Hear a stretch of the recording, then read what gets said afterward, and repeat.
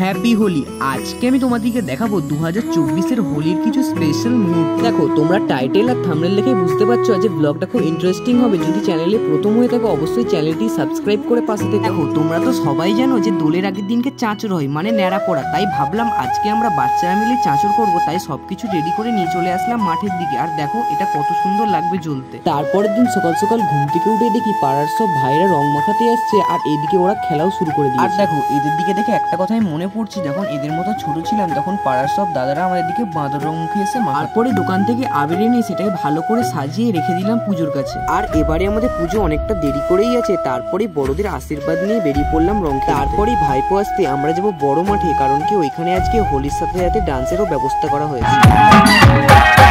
তারপরে দেখো আমার কি অবস্থা, আর তোমরা কমেন্ট করে জানাও যে তোমাদের এখানে এখন জামা ছেঁড়াছেড়ি হয় কি।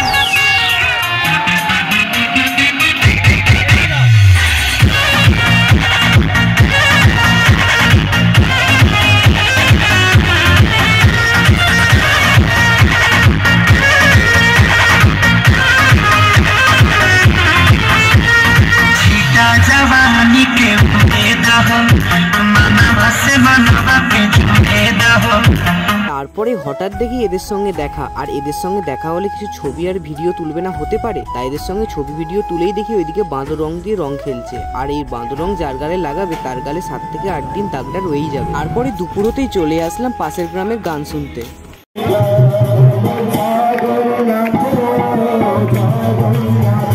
কারণ কি হোলি উপলক্ষে অনেক জায়গায় মহোৎসব হয়, তাই আজকে আমাদের গ্রামেও হচ্ছে। তারপরেই ভাবছিলাম আজকে হোলি, আজকে মায়ের মন্দিরে না গেলে হয়, তাই চলে আসলাম মায়ের মন্দির। আর এখানে এসে দেখি আজকে এখনো গেট খোলেনি, হয়তো খুলবে কিছুক্ষণ পর। তারপরে মন্দির খুলতে পুজো দিয়ে চলে আসলাম উলুবেড়িয়া কালীঘাটে। আর এখানে এসে দেখি যত সব হোলি খেলেছে এখানে সব স্নান করতে। তারপরে সন্ধে হতেই চলে আসলাম মামা বাড়ি, কারণ এখানে আজকে দোল উপলক্ষে মেলা আছে। তারপরে সব ভালো খারাপ নিয়ে আজকে দিনটা কাটলো। যদি ভিডিওটি ভালো লাগে অবশ্যই লাইক আর সাবস্ক্রাইব করে দিও। আজকের জন্য বাই।